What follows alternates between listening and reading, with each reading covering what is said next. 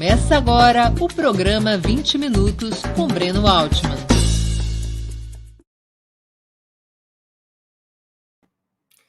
Boa noite. Hoje é 8 de março de 2021 e começa agora uma edição extraordinária do programa 20 Minutos. Iremos entrevistar o jurista Pedro Serrano, que nos contará, avaliará as decisões tomadas pelo ministro da Corte Suprema, Edson Fachin, anulando as sentenças prolatadas contra Lula pela 13ª Vara Federal de Curitiba por incompetência de foro, remetendo os processos relativos a essas sentenças para a Justiça Federal do Distrito Federal. Essa decisão do ministro Edson Fachin torna o presidente Lula um homem, um cidadão plenamente livre e lhe restitui os direitos eleitorais. Antes de eu chamar nosso convidado de hoje, eu gostaria de ler a nota oficial do Comitê Lula Livre a respeito das decisões do ministro Edson Fachin.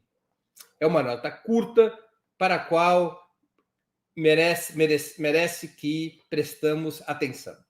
Vitória da justiça, mas não é hora de baixar a guarda. Representa um triunfo da verdade e da democracia a decisão do ministro Edson Fachin, do STF, anulando as sentenças contra o ex-presidente Lula por incompetência de foro, remetendo os processos da 13ª Vara Federal de Justiça do Paraná para o sistema judicial do Distrito Federal. Caem por terra as farsas judiciais coordenadas pela Operação Lava Jato contra o ex-mandatário, resgatando plenamente sua liberdade e o gozo de seus direitos políticos. A deliberação de Fachin busca, em primeiro lugar, impedir a deliberação pela segunda turma da Corte Suprema do habeas corpus, que demandava a anulação dessas mesmas sentenças por suspeição do ex-juiz Sérgio Moro. Com o reconhecimento do argumento de jurisdição inapropriada, provavelmente perde-se o objeto do pleito apresentado pela defesa. A intenção parece evidente: salvar Moro e a Lava Jato, mesmo à custa de cancelar, por ora, as condenações impostas a Lula. Outras armadilhas, no entanto, podem estar pelo caminho. Segundo o despacho do ministro, a Justiça Federal do DF teria a possibilidade de aceitar os processos conduzidos por Curitiba, aproveitando-os e prolatando novas sentenças imediatamente. A Procuradoria-Geral pode recorrer da decisão, com a remessa do recurso ao Pleno do STF, formado por todos os 11 ministros, onde Fachin, eventualmente, teria correlação de forças mais favorável à Operação Lava Jato. A natureza antidemocrática e conspiratória dos defensores da República de Curitiba, de toda forma, exige cautela, atenção e mobilização de todos e todas que defendem as garantias constitucionais. A hora é de celebrar essa vitória da justiça, mas sem baixar a guarda contra seus inimigos. A campanha Lula Livre Anula STF continuará ativa e ampliando seus movimentos até que as farsas contra o ex-presidente estejam definitivamente enterradas. Comissão Executiva da campanha Lula Livre, São Paulo, 8 de março de 2021, Dia Internacional de Luta de Todas as Mulheres do Mundo. Boa noite, Pedro Serrano. Muito obrigado por atender nosso convite tão às pressas. Imagine, eu que agradeço, Breno. É sempre um prazer imenso estar com você. Primeiro, um grande amigo. E outra oportunidade de estar com o teu público aqui, que eu sei que é muito qualificado, né? Então, é sempre uma oportunidade. Pedro, a pergunta é bem objetiva. A decisão de Fachin é definitiva, ou seja, torna o Lula um cidadão pleno de direitos e em liberdade incondicional? Sim, mas com escorregões possíveis, vamos dizer assim, né? Porque, primeiro, a adesão de Fachin não tem definitividade na medida em que a PGR declarou que vai recorrer. A Procuradoria-Geral da República. Isso, a Procuradoria-Geral da República declarou. Então, uma decisão sujeita a recurso, ela não é definitiva no sistema, né? E aí, veja, Breno, você conhece meus pontos de vista a respeito do sistema de justiça como soberano na América Latina que impõe estado de exceção, a gente já debateu sobre isso. Com esse ponto de vista, e que pode até, além de outras questões, ter uma certa dose de pessimismo, mas digamos que esse pessimismo eu tenho acertado muito nos últimos 10 anos em termos de sistema de justiça. Então, com conta disso, eu tenho um pé atrás, né? São alguns pés atrás. A minha linha de pensamento, aliás, é muito semelhante à do Comitê Lula Livre, né? Porque, primeiro, eu acho que é muito estranho, queiramos ou não, o Fachin deu lá uma justificativa que o HC só agora em novembro veio do jeito que ele queria, mas não é verdade, né? Essa questão da incompetência da Justiça de Curitiba cabia conhecer há muito tempo. O primeiro a reconhecer que não havia prova do vínculo entre, por exemplo, o apartamento do Guarujá, lá, a reforma do apartamento, e a Petrobras, o primeiro a reconhecer foi o juiz Moro, que reconheceu isso no embargo de declaração oposto à sentença dele próprio pela defesa. Então, o primeiro a reconhecer que não havia prova da relação, do link entre reforma do apartamento e contratos da Petrobras foi o próprio juiz Moro. Ele reconheceu que não era competente para julgar aquilo, né? Mas isso nós estamos falando lá de trás, acho que 2017, acho que foi isso, se eu não me engano, a primeira sentença não me lembro aqui agora, do Moro. Ou seja, é muito estranho agora o ministro Fachin vir com essa decisão, exatamente quando estava muito próximo o julgamento do HC, do habeas corpus, que iria debater na turma que o ministro Fachin pertence, na segunda turma do STF, iria debater a nulidade dos processos por parcialidade do juiz Moro. Ou seja, possibilitaria reconhecer que o processo contra Lula foi promovido por razões políticas, é uma fraude no sentido jurídico, né? E que houve uma manipulação do sistema de justiça para levar à sua condenação, né, através de um juiz parcial. Veja que o impacto dessa decisão, tanto no plano jurídico, político, institucional, é muito maior do que a decisão de você falar que o juiz não tinha competência. O primeiro impacto, reconhecida a parcialidade de Moro, todas as provas do processo são nulas, dos processos em que ele participou, porque ele coletou essas provas, ele como juiz participou das decisões que geraram um conjunto probatório, então todo o processo é nulo. Já no caso da incompetência em razão do foro, as provas podem ser aproveitadas, a chamada instrução do processo pode ser aproveitada. Então, o impacto na própria situação jurídica de Lula é muito menor em havendo reconhecimento de incompetência do que havendo reconhecimento da parcialidade. Só para entender melhor. Em tese, portanto, a Justiça Federal do Distrito Federal pode acolher toda a instrução e prolatar novas sentenças sem voltar a estaca zero. Em tese, pode. É isso. Poderia. Em tese, mas na realidade eu acho que a defesa, obviamente, provocaria o juiz falando o seguinte: olha, ele não é só incompetente, não, ele é parcial. E não se julgou isso no Supremo por causa dessa decisão de incompetência. Então, provocaria o próprio juiz a reconhecer que o juiz anterior foi parcial, né? E levaria essa discussão novamente. Mas, de qualquer forma, o juiz pode fazer isso sim.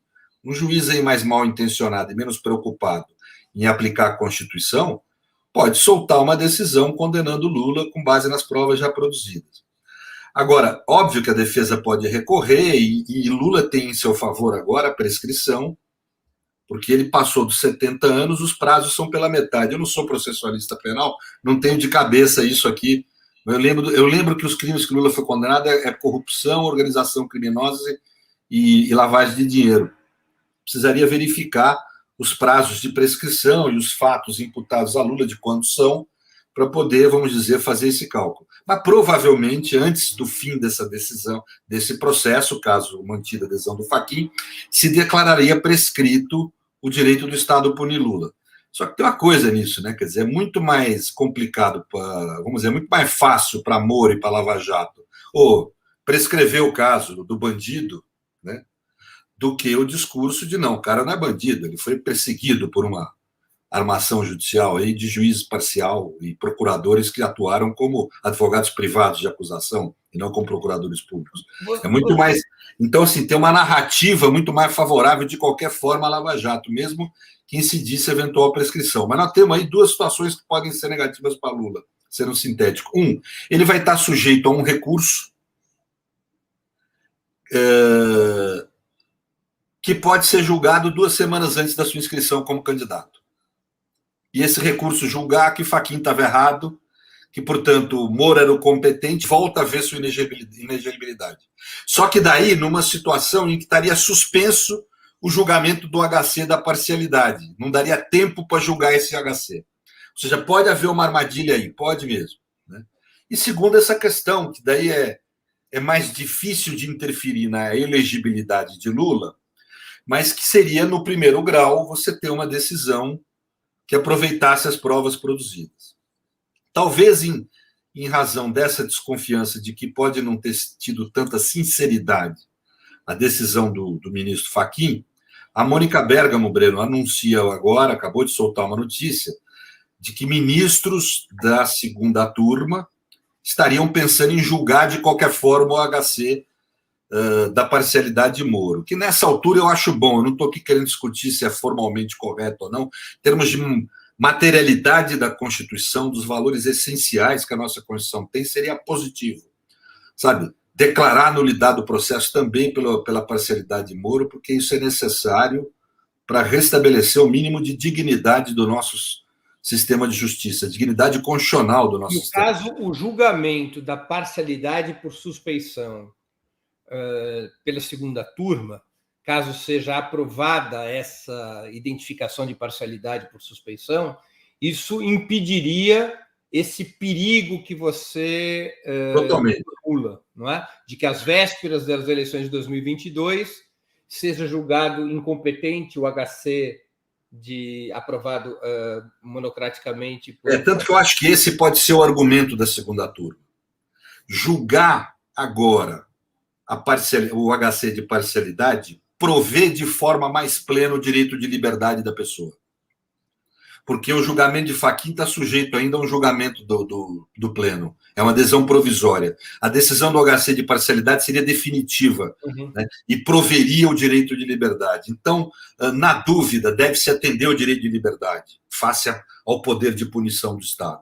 Né? E segundo, seria uma decisão mais intensa em termos de reconhecimento da nulidade do processo, portanto, que protegeria melhor o direito de liberdade ofendido. Né?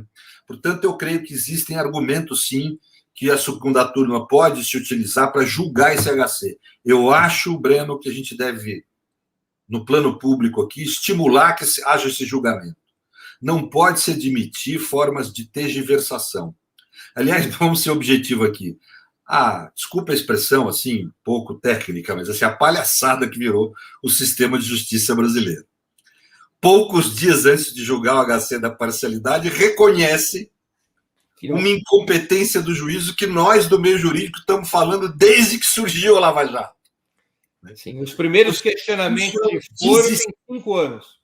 A realidade é a seguinte, a spoofing e a Vaza Jato desvendaram aquilo que nós, juridicamente, já falávamos que o técnico imparcial pode entender pela simples leitura do processo.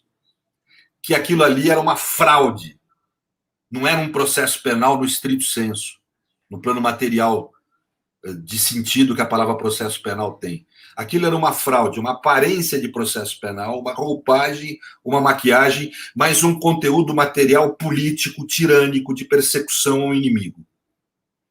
Né? E não de acusação a um cidadão que eventualmente errou. Lula não foi tratado nem como cidadão, nem como ser humano. O artigo 10 da Declaração de Direitos Universais de Direitos do Homem diz que todos têm direito a ser julgados por um juiz imparcial e ter um julgamento justo. Lula não teve isso. Né? Aquilo foi uma fraude, foi uma operação política. Eu posso dizer que uma organização criminosa se implantou dentro do sistema de justiça com a finalidade de realizar uma função política, que era uma delas era impedir Lula de ser candidato ao Supremo, à presidência da República.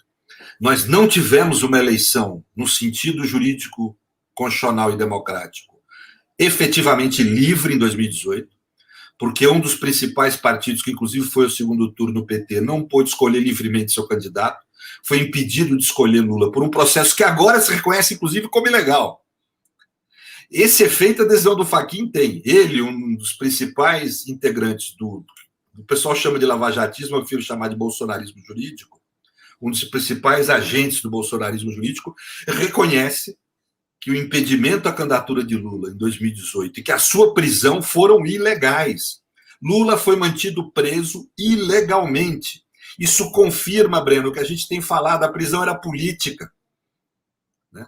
A prisão não era jurídica, ela era política. Fachin reconheceu isso é importante a gente resgatar agora.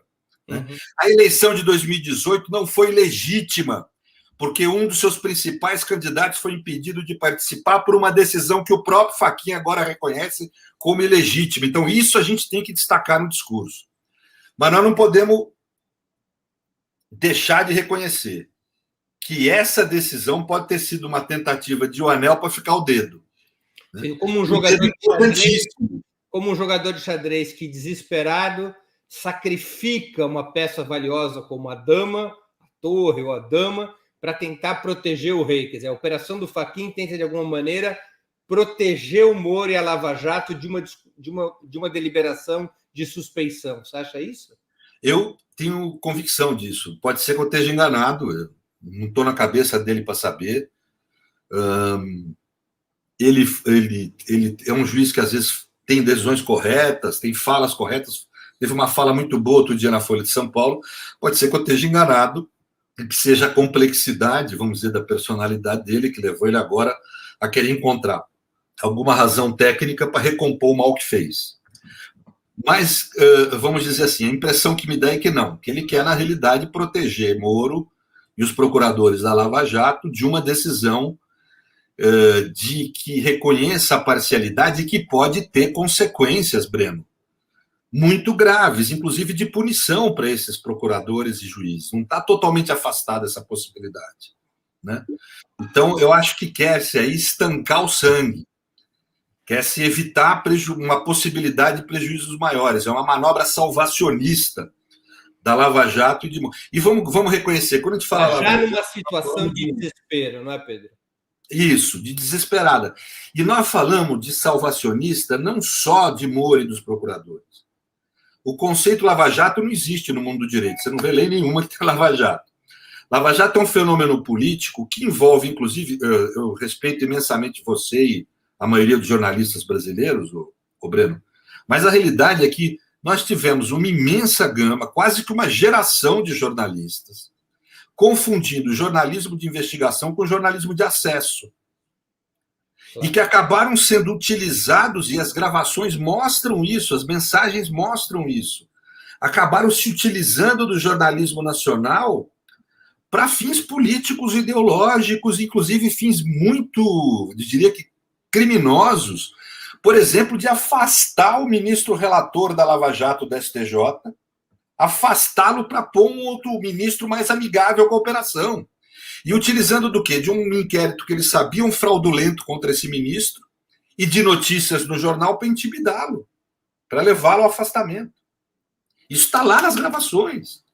Quer dizer, ou seja, o que eu quero dizer? Existem importantes setores da sociedade brasileira, das nossas elites, que participaram dessa operação política que se chama Lava Jato e que agora estão desesperadas em encontrar um discurso de legitimação. Acho que no primeiro momento a política, você que conhece mais de comunicação que eu, estou me metendo na tua área aqui, mas a política foi abafar as notícias da spoofing e da Vaza Jato, só que essas coisas são difíceis de segurar no mundo da internet e no mundo da opinião pública internacional. Você sabe, eu tenho atividade acadêmica no exterior, acompanho o dia a dia da comunidade jurídica na Europa nesse sentido, a qual mudou brutalmente o ponto de vista. Antes tinha-se Lula como um corrupto, hoje se tem a Lava Jato como um dos maiores escândalos judiciais do mundo.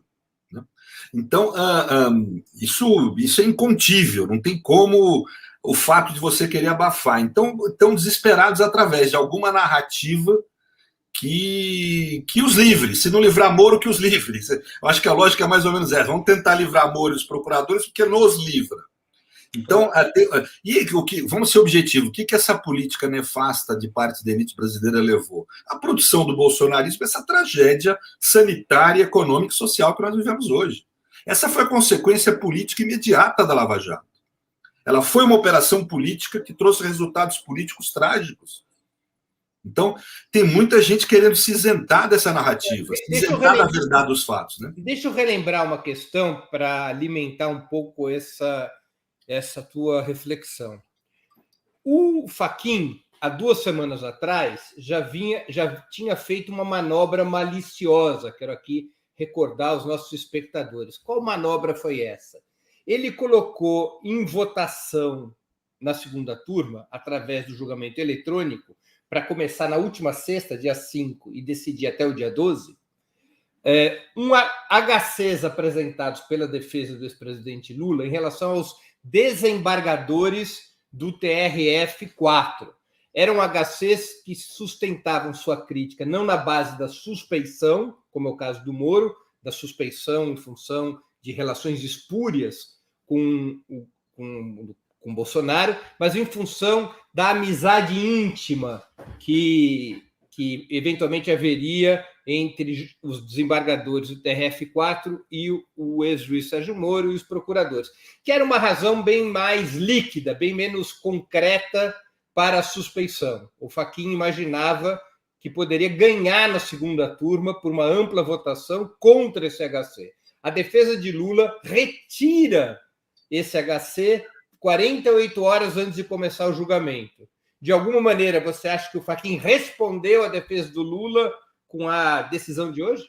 Eu não tenho dúvida, no sentido de que ele está tateando procurar encontrar um caminho salvacionista de Moro, dos procuradores e de todo esse, vamos dizer, parcela da sociedade brasileira que muitos envolveram sua reputação, sua carreira profissional nessa coisa. No teu campo é muito notório, desculpe, viu, Breno? Mas no teu território profissional é muito notório. Teve muito jornalista aí. Porque o meu sentimento corporativo em relação ao jornalismo é abaixo de 0. Então, pronto. Mas, assim,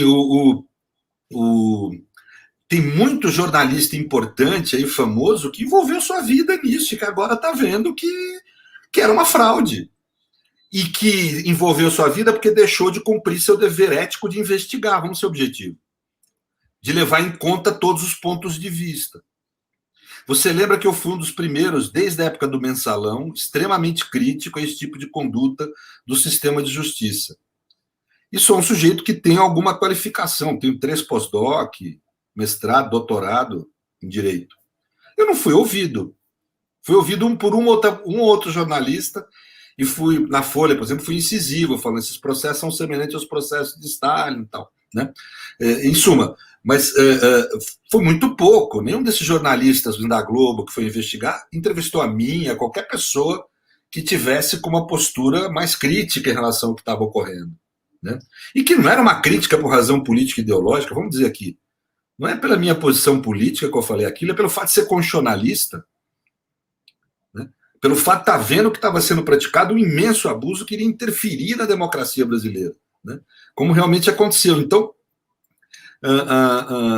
não houve um trabalho investigativo. Né? Se vendeu a versão da acusação como verdade. Moro se incorporou como um acusador. A capa de uma das principais revistas, que era da Veja ou da Isto É, não lembro, era Moro no ringue contra Lula. Um juiz não é parte, o juiz não luta contra o réu. Não é papel do juiz na democracia ser um combatente da corrupção. Isso é mentira. Quem deve combater a corrupção é a polícia. Quem combate o crime é a polícia. O juiz é um garantidor dos direitos. O juiz é um garantidor dos direitos. Moro nunca cumpriu esse papel. Aliás, se você for ler os textos dele, ele tem até uma certa deficiência cognitiva. Ele não entende esse papel do juiz numa democracia constitucional. Ele, no fundo, foi militante de extrema-direita no processo. Nós temos que entender isso. Ele foi um agente político. Ele em nenhum momento foi a lei e a Constituição querer saber o que a lei e a Constituição queria de solução para o caso. Ele foi a lei e a Constituição para buscar argumentos para fazer o que ele queria. E o desejo dele era um desejo político, ideológico de extrema-direita. E ele foi remunerado por isso sendo ministro da Justiça. Isso seria considerado absurdo em qualquer país do mundo. Um caso dessa relevância para a democracia brasileira, o sujeito depois virar ministro da Justiça, do sujeito que ganha a presidência da República. Por isso que eu não uso o nome lavajatismo, acho ruim. É aderir ao nome que eles criaram e não designa de forma adequada. Isso é o bolsonarismo jurídico, que hoje está querendo dizer que não é bolsonarista, mas que são. Criaram Bolsonaro, criaram o bolsonarismo. São tão responsáveis quanto o Bolsonaro por essa tragédia que agora assola o país. Então, eu com toda... Eu tenho um imenso pé atrás em relação a esse tipo de decisão. Comemoro, porque é uma decisão, como constitucionalista, eu comemoro sempre que os direitos da pessoa são preservados ante a violência estatal, seja pela razão que for. A realidade é que a decisão de hoje, Lula está com seus direitos políticos restabelecidos, não pende contra ele mais nenhuma decisão condenatória. Se nós formos ver todos os inquéritos ou processos julgados até agora fora de Curitiba, ele foi inocentado, né? Ou seja, só havia contra ele esta figura nefasta, essa organização criminosa que se instaurou dentro do sistema de justiça, nada mais fora disso. Então, nesse ponto, eu comemoro o fato de um ser humano estar sendo liberado de um peso que havia contra ele. Embora proteste contra o fato de ninguém vai repor um ano que o Lula passou preso. Ninguém vai repor a democracia brasileira, a perda da possibilidade de escolher o candidato a presidente da República. Ninguém vai repor as vidas ocasionadas pela pior gestão da pandemia no mundo, ocasionado pelo governo escolhido por essa gente. Nós temos 2,7% da população mundial e 10% das mortes. Essa é a consequência do que dá trair a democracia constitucional, do que dá trair o país. Que é isso que essa gente fez. Pedro, vamos entender as próximas fases possíveis a partir de agora. A fotografia é que, neste momento, o Lula está plenamente livre e de posse dos seus direitos políticos eleitorais, correto? Sim. Nesse exato momento, se as eleições fossem daqui 3 meses, ele poderia se inscrever e concorrer a presidente da República. E se eleito, suspende, inclusive, todos os processos contra ele. Ele não teria, neste momento, nenhum gravame criminal, nenhum empecilho, inclusive teria que haver o desbloqueio das suas contas bancárias. Deve estar vendo, a defesa já deve pedir isso imediatamente. Neste momento, essa é a fotografia. Ou seja, nesse momento imediato, o Lula voltou a ser elegível e voltou a ser um cidadão livre. É isso? É um cidadão que não pende nenhuma decisão de condenação contra ele, porque presumivelmente inocente ele ainda era, não teve decisão definitiva. Né? Mas ele atingiu um outro estatuto agora. Não, totalmente. Ele teve de recuperar seus direitos, sua capacidade eleitoral passiva, para ser estritamente técnico. O direito de ser eleito. Do ponto de vista dos seus direitos. Não pende contra ele nenhuma condenação judicial. Agora, a próxima etapa cabe à Procuradoria-Geral da República, numa ponta, e a outra ponta, a Justiça de Brasília. Tá bem assim? Não. Agora, com essa notícia da Mônica Bergamo, ficou um pouquinho mais salgado. Temos 3 frentes, então vamos lá. Temos 3 frentes. A Procuradoria-Geral da República pode agir, a Justiça de Brasília, para onde foram transferidos os processos, pode agir, e a segunda turma do STF pode agir, mantendo a votação acerca da suspeição do Moro, mantendo a votação. E são 3 caminhos. Da defesa. A PGR já anunciou que vai recorrer. Perfeitamente. Então, nós podemos aguardar um recurso da PGR. A PGR vai recorrer no sentido de anular a decisão do Fachin. Isso mantém, vamos dizer assim, mantém a decisão do Fachin como uma decisão não definitiva no sistema. Por que eu falo que isso pode ser um argumento da segunda turma para julgar o HC? Porque o julgamento do HC favorável a Lula seria uma decisão definitiva no sistema. Entendi. Então você tem uma proteção maior ao direito de liberdade, que é o que interessa materialmente para a Constituição, em termos de conteúdo material da Constituição. Você teria uma proteção maior ao direito de liberdade de Lula, ele amparado por uma decisão definitiva. Uhum. Então, agora, esse recurso da PGR, ele será necessariamente votado pelo Pleno. Pelo Pleno. E não pela segunda turma. Não pela segunda turma, creio eu, porque o Fachin vai levar o Pleno. Que é onde ele, teoricamente, tem uma correlação de forças mais favorável à Operação Lava Jato. E isso. O Pleno não tem data para julgar esse recurso. Não tem data. Depende do relator querer pôr em julgamento, do presidente, de uma série de... Mas é basicamente ali do relator e no máximo do presidente. Apenas retomando tua informação anterior, isso quer dizer que o Pleno, por exemplo, quando for lá pelo mês de agosto, setembro do ano que vem, pode tomar uma decisão cancelando esse habeas corpus, o que faria o Lula retornar ao status quo de cidadão condenado em segunda e em terceira instância. Eu não sou eleitoralista, eu não lembro a exata data que é do registro eleitoral. Enfim, independentemente da data, ou seja... se for abril, claro. Ele, abril é a data do registro da candidatura. Eles podem chegar 15 dias antes, decidir, pronto, o Lula está inelegível e não há tempo de julgar o HC. Por isso, é óbvio que isso aqui... Então, essa seria uma armadilha, ou seja, a possibilidade... É óbvio que eu estou pensando aqui de um jeito muito pessimista, né? Claro, mas é que nessa altura também, depois da Constituição desse país apanhar o que apanhou por 10 anos, qualquer constitucionalista aqui tem que ser pessimista em relação a esse... E também para nós podermos compreender as armadilhas que tem pelo caminho. Então, sim, aqui temos uma, perfeitamente. A Justiça de Brasília pode se pronunciar antes do julgamento do recurso da Procuradoria-Geral pelo Pleno da STF? Olha, a rigor, poderia mandar, mas eu creio que o que vai fazer o Fachin? Ele vai segurar o processo, tudo, até ter um julgamento. Né? Lula está na plenitude dos seus direitos, ele segura antes de remeter o processo a Brasília, ele segura até julgar o recurso. Ou seja, a lógica do Fachin, portanto, é ganhar... Não, isso é porque é uma lógica de respeito à adesão do plenário. Então, eu creio que, na realidade, eles vão segurar para remeter o processo até a adesão do plenário, porque isso não prejudica, vamos dizer, os direitos de Lula, em tese. Porque claro, os direitos estão garantidos. Mas é possível imaginarmos, é possível compreendermos que o Fachin, com isso, tenta ganhar tempo, sobrevida para qualquer tipo de julgamento da Lava Jato.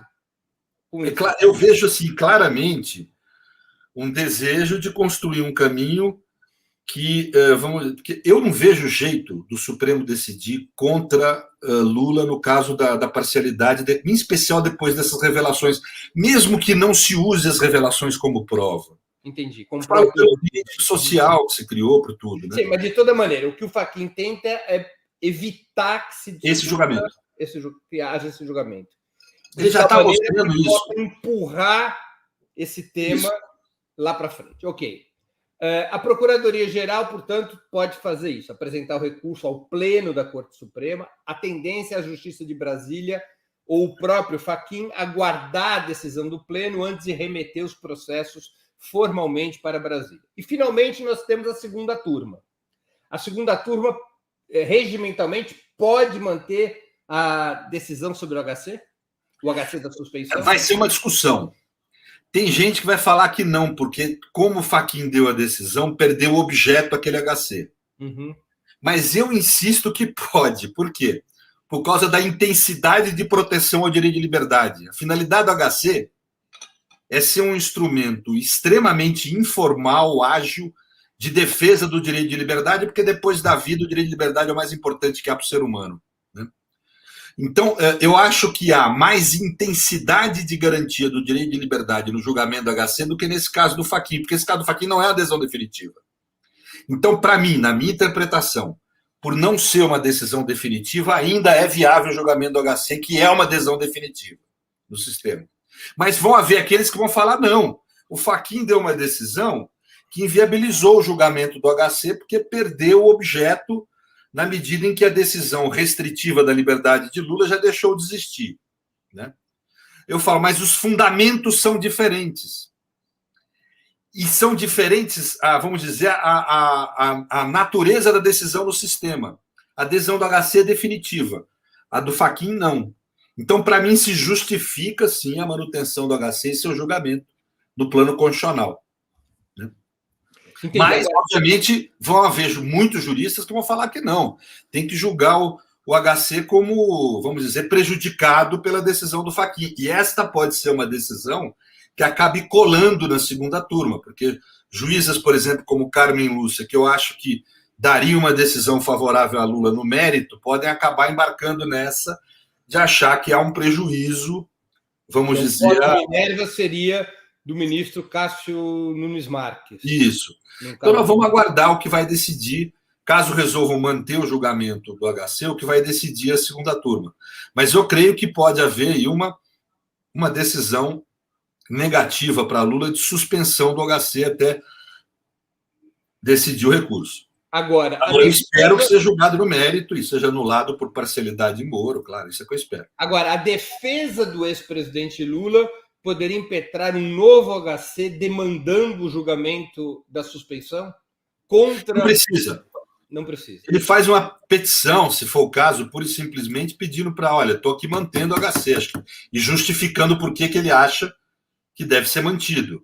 Um dos argumentos pode ser esse que eu usei aqui, a intensidade da defesa do direito à liberdade. Não seria necessário um novo HC para forçar que a segunda turma deliberasse? Não.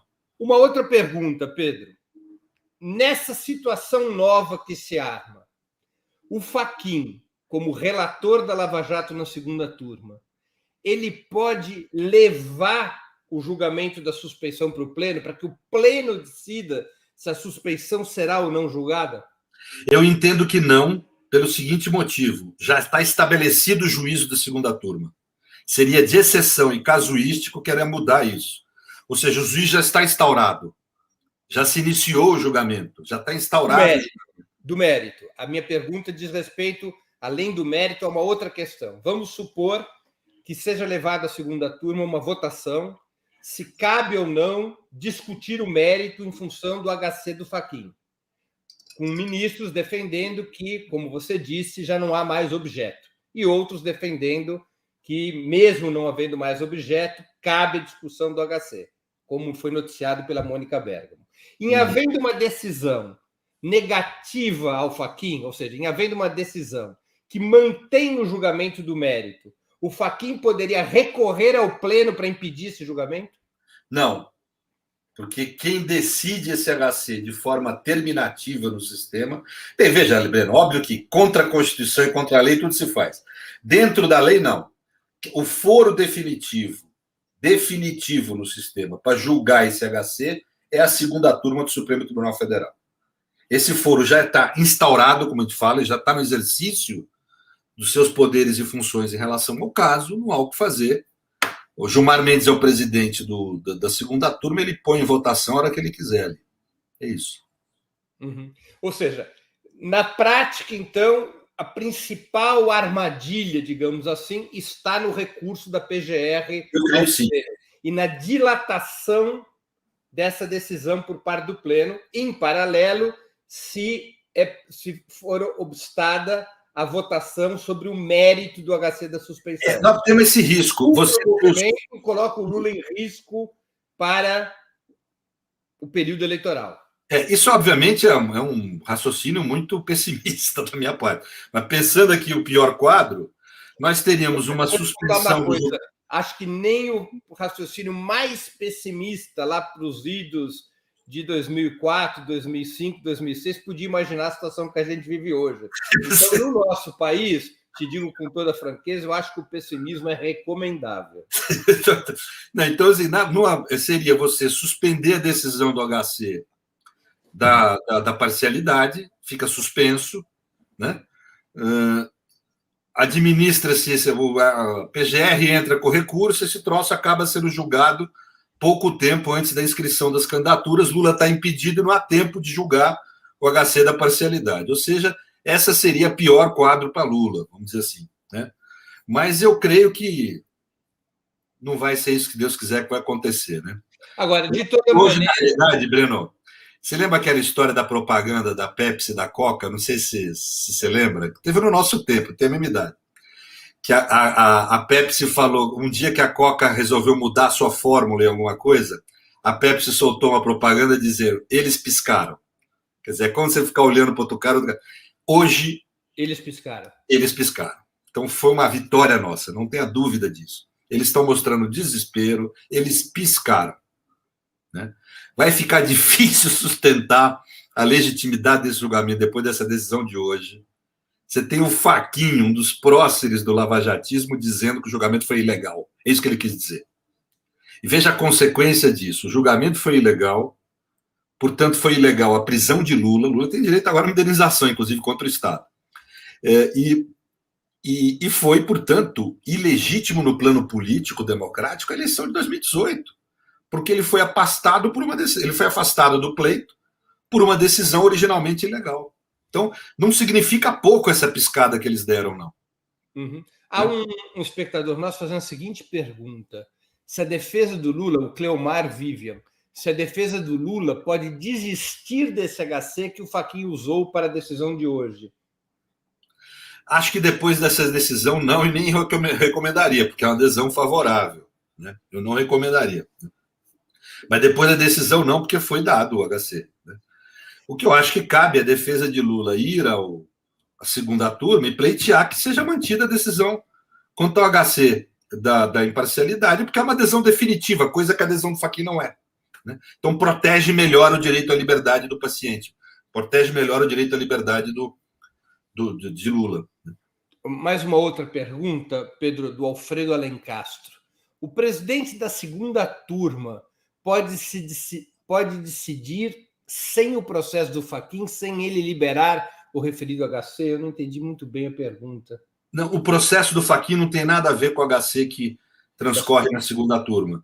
Então, são processos separados, ele pode ser decidido sem remeter palavra, né? Quer dizer, a questão é só a que eu falei. Pode ter gente, vai ter gente que vai argumentar que a decisão do Fachin retira o objeto do HC da segunda turma. Mas eu acho que é possível desenvolver uma argumentação de que não retira, porque a intensidade de proteção ao direito à liberdade é maior ali. A Regina Tavares faz uma pergunta. Professor, poderia haver uma modificação da causa de pedir do HC, desta vez como preventivo, em razão da condução suspeita da produção de provas de Curitiba, eventualmente aproveitadas no novo juízo? Olha, pode ser um dos argumentos, não para mudar a natureza do HC, de ser preventivo ou não, mas para conceder mesmo a ordem. Né? Como pode. É o que eu falei da intensidade de proteção ao direito de liberdade. O HC o HC da parcialidade, ele protege melhor a liberdade do paciente, que é Lula, por duas razões. Uma, é uma adesão definitiva no sistema. Dois, anula todo o processo. Então, não permite o uso do processo e das provas contra Lula. É uma adesão mais intensa na definitividade e no conteúdo. Não sei se está claro, Beno? Uhum. Porque a decisão do HC da segunda turma anula o processo como um todo, enquanto que essa decisão do Fachin não necessariamente anula o processo como um todo. E o segundo, insisto, a adesão do Fachin não é definitiva, a adesão da segunda turma é definitiva. Então, para mim, existem razões de natureza constitucional, não estou aqui querendo entrar na seara dos criminalistas, mas o direito penal no plano constitucional é meu objeto de estudo. Uhum. No plano constitucional, existem motivos para manter o julgamento da segunda turma, e eu acho, como, vamos dizer, crítico das decisões do Supremo, como um acadêmico, eu acho que ela deve ser mantida. Ou seja, pela tua avaliação, não é hora da campanha Lula Livre dobrar paraquedas e encerrar suas atividades. Não, de jeito nenhum. Nós temos que comemorar. Pode comemorar no sentido. Eles piscaram. Então, eu acho que isso é uma grande comemoração. Mas, por outro lado, com cautela, porque a briga não terminou. Ainda não é para abrir aquela garrafa do melhor vinho. Não. É para abrir uma garrafa de um vinho médio. Médio, é. Se não é a hora daquela grande garrafa de vinho. Não, aquela grande não é. Há 10 anos. Ainda não é a hora. Não é ainda a hora. Essa garrafa talvez só seja quando o Lula, além de inocentado, seja eleito presidente da República. Pois é. Perfeitamente. Agora, Quais são os efeitos? É uma pergunta que poucos têm feito, claro, porque o caso do presidente Lula concentra as atenções. A suspeição sobre o Moro e sobre a força-tarefa, ela se projeta para outros réus da Lava Jato? Sem dúvida alguma. Essa é uma das razões salvacionistas. Ela tem um impacto na operação muito maior, né? Eu vou dar um exemplo aqui. Eu acho difícil sustentar imparcialidade de Moro em relação a Vaccari, havendo a parcialidade julgada em relação a Lula, né? Por razões que Vaccari está ali nos comentários, etc. Ou seja, você tem uma série de impactos. Já começaram a surgir também comentários sobre o Zé Dirceu, né? Começa também Isso. a aparecer. Comentários sobre o Zé Dirceu que mostram uma intenção de combate a ele, não de apurar a verdade. Quer dizer, ou seja, você tem aí repercussões em outros réus, né? Quer dizer, e acho mesmo que algumas das conversas ali, o Breno, mostram uma atitude detrimentosa ao patrimônio da Petrobras e assim, uma intenção aparente, pelo menos, indiciária, de órgãos estrangeiros, DOJ norte-americano, inteligência norte-americana, atuando para destruir empresas nacionais. E vamos dizer, e destruir interesses nacionais, né, e contra interesses nacionais. Então, tudo isso repercutiria. Por exemplo, eu acho difícil de sustentar a validade de muitas das delações ali, porque se demonstra que houve condução de delação, se demonstra que Moro determinava o que os procuradores deveriam pedir os advogados de delação para fazer, né? Desde isso, até mesmo conteúdo de delação que foi introduzido, produzido, que logo lança uma imensa suspeita da imparcialidade de tudo aquilo e da veracidade mesmo do que foi falado nas delações, né? E a intenção de prejudicar as empresas pode repercutir em anulação das multas aplicadas a elas e uma tentativa até nacional de recuperar essas empresas, né? Não necessariamente não punir os donos, mas você recuperar as pessoas jurídicas e recuperar, vamos dizer, o trabalho das pessoas e a infraestrutura nacional, por exemplo, que houve nitidamente a intenção, a meu ver, nitidamente eu não diria, houve indícios, por enquanto, de que havia intenção norte-americana de prejudicar interesses de grandes empresas brasileiras, né? E isso ficou evidente ali, né? Ou pelo menos deu indício disso, não falar que ficou evidente, né?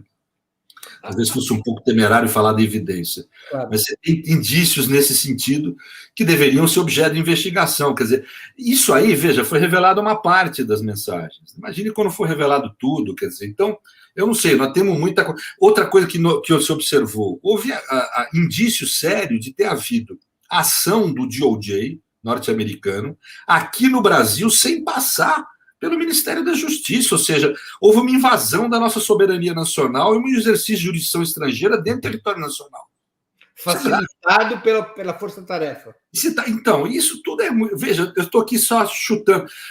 Vamos ser objetivo, está ali uma fortíssima suspeita de corrupção internacional, de que um investigador, um promotor suíço,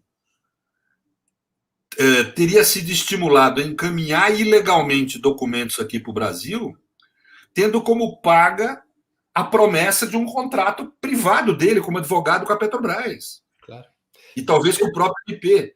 Pedro, ou seja, coisas gravíssimas ali. Então, tudo isso aí, o que se quer é jogar uma água fria nessas coisas. É jogar para...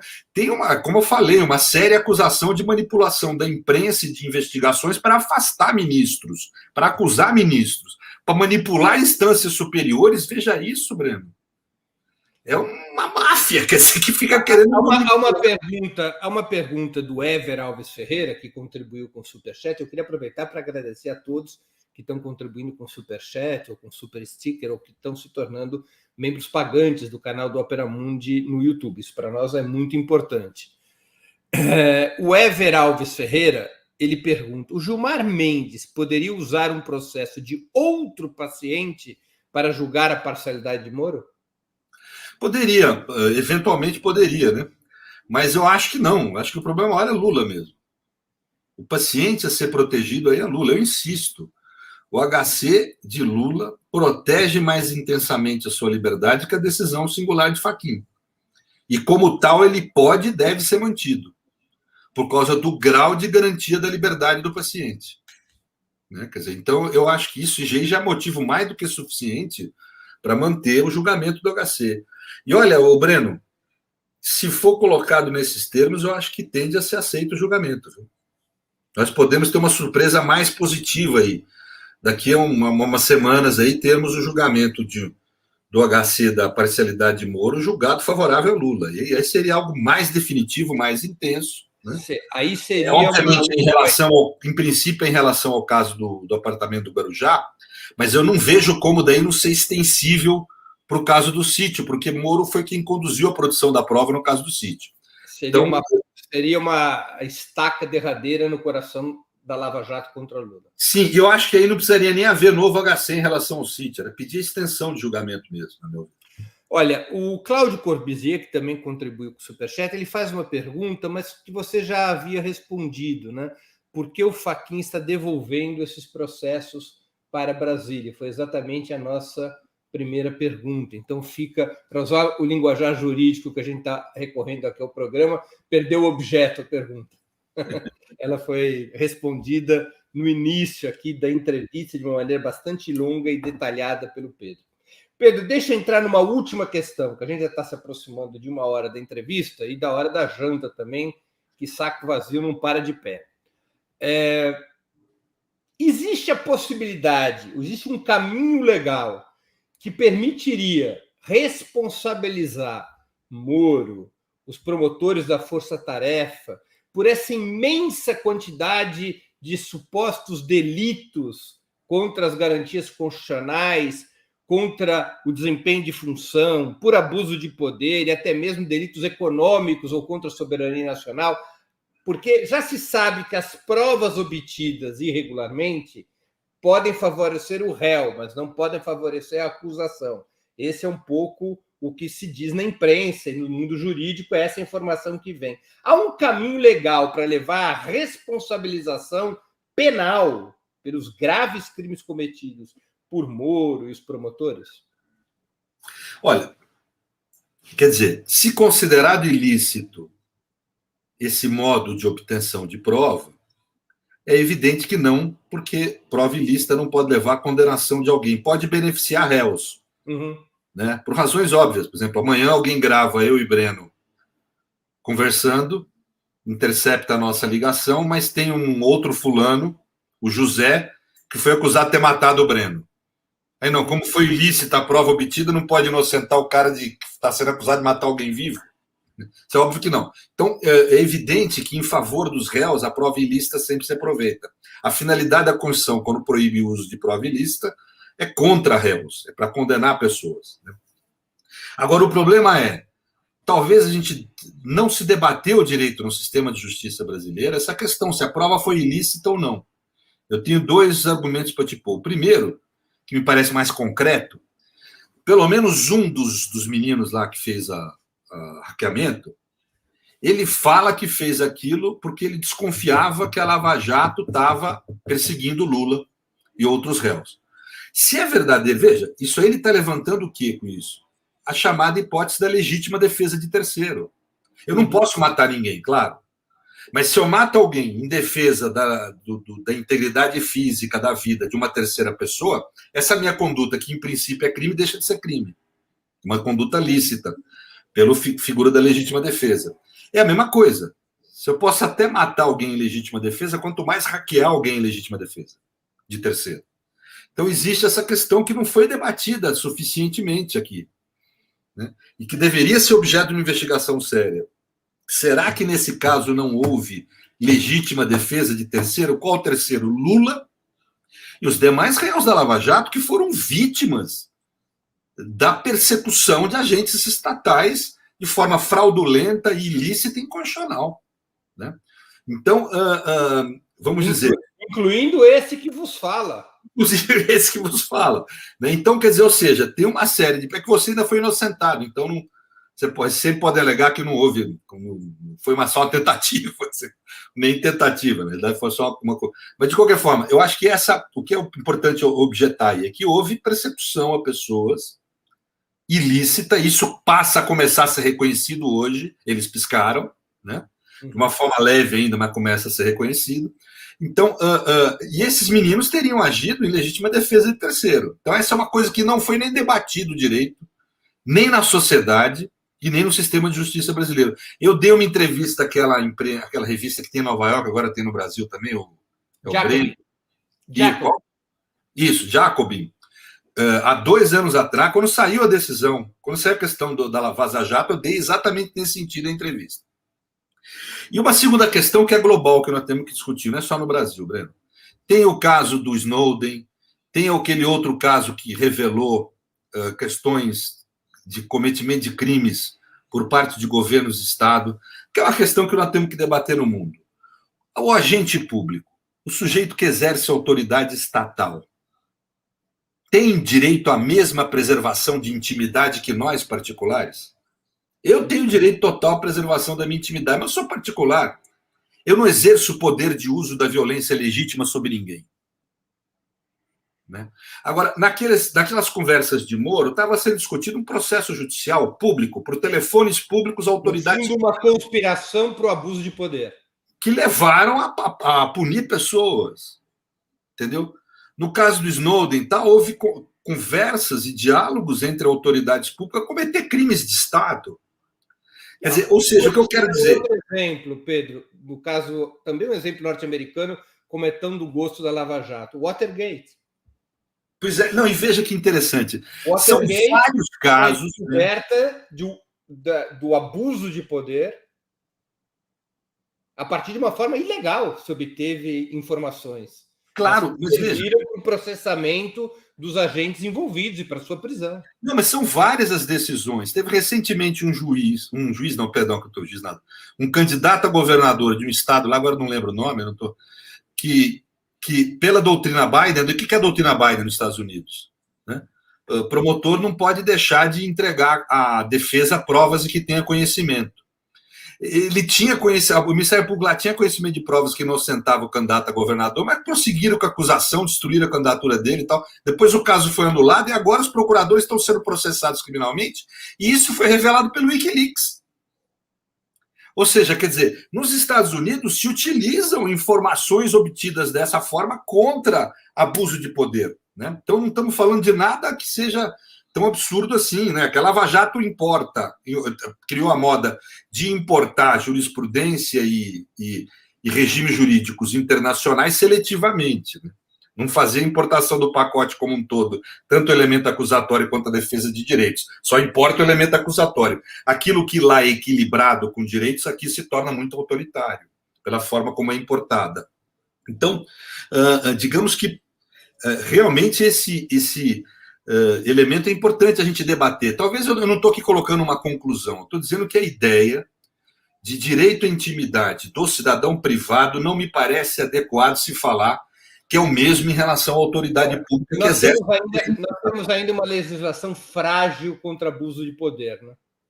Veja, de um lado, o direito penal, quando se fala em impunidade, todo mundo gosta, para burro no Brasil, de falar de impunidade, mas se evoluiu do jeito torto aí, mas se evoluiu na questão da impunidade contra crimes contra o Estado, nos últimos, eu diria que desde 88, desde a Constituição de 88.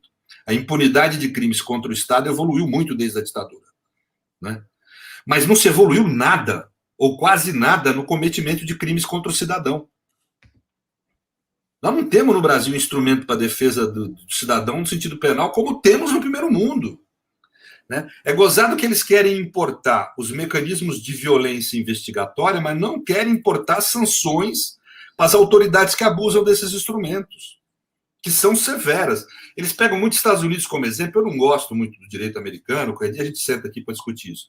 Mas, de qualquer forma, lá você tem um sistema que procura equilibrar, que tem sido muito desequilibrado desde o 11 de setembro, mas que procura equilibrar a defesa do cidadão e poder punitivo do Estado.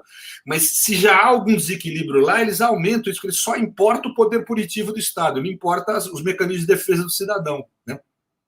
Então, eu creio que há essas distorções aqui no direito brasileiro, mas uma das coisas que deve se discutir é até que ponto é ilícito se ter acesso a uma comunicação feita por telefone públicos entre autoridades públicas tratando de um assunto público.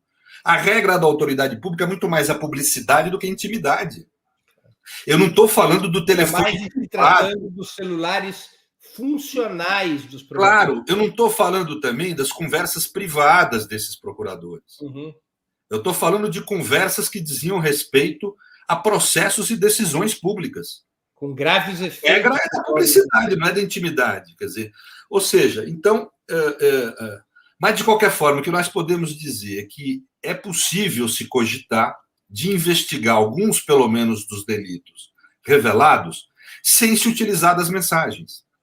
Uhum. E isso me parece, é muito importante destacar, Breno, que é o que o STJ está fazendo hoje.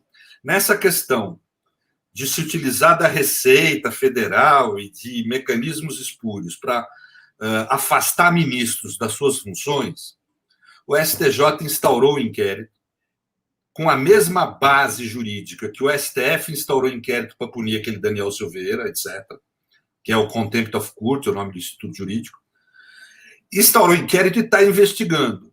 É sigiloso, nós não sabemos o que ele está investigando, mas ele, vamos dizer, hipoteticamente, ele pode se utilizar de caminhos, sem se utilizar das mensagens, ele pode verificar se encontra provas de alguma conduta ilícita por parte deles. Talvez todo esse mecanismo salvacionista vise também evitar alguma sanção nesse inquérito, ou de outros inquéritos que possam surgir. Bem, Pedro, eu queria te agradecer muitíssimo por essa entrevista. Eu que agradeço a oportunidade, é muito bom te rever. A gente sempre se via, mas depois da pandemia... É verdade. Eu acho que foi muito elucidativa para os nossos espectadores e para as nossas espectadoras. Essa entrevista vai ficar na rede, vai ficar na internet, as pessoas no YouTube, no canal do Opera Mundi YouTube, e creio que é muito importante para as pessoas poderem aquilatar melhor, com mais informação, as decisões retumbantes tomadas por Edson Fachin hoje, que nada mais, nada menos, ao menos por hora, devolve o presidente Lula à disputa eleitoral, a disputa presidencial. Isso não é uma mudança pequena na vida do país. Para além da mudança jurídica, é uma tremenda mudança política se essa decisão se consolida. Queria te agradecer muitíssimo, Pedro, e te desejar uma boa noite. Boa noite, Breno. Bom jantar e também. Encerramos assim a edição extraordinária do programa 20 Minutos de hoje, 8 de março de 2021, no qual entrevistei o jurista Pedro Serrano acerca da decisão do ministro Edson Fachin da Corte Suprema, cancelando por foro equivocado as decisões adotadas, as sentenças adotadas contra o ex-presidente Lula pela 13ª Vara Federal de Curitiba, transferindo os processos para a Justiça Federal do Distrito Federal. Com a anulação das sentenças contra o ex-presidente Lula, ele recupera plenamente não apenas sua condição de cidadão livre, mas também os direitos políticos eleitorais que lhes foram roubados pela Lava Jato. Eu queria agradecer muito a audiência. Quem gostou do programa, ajude na sua difusão, compartilhe em suas redes sociais. Quero agradecer a quem fez perguntas, peço desculpas aquelas perguntas que não puderam ser lidas por absoluta escassez de tempo. Agradeço mais especialmente ainda a quem contribuiu através do Super Chat, do Super Sticker, ou se tornou membro pagante do canal de Opera Mundi no YouTube. Um grande abraço e até a próxima edição do programa 20 Minutos.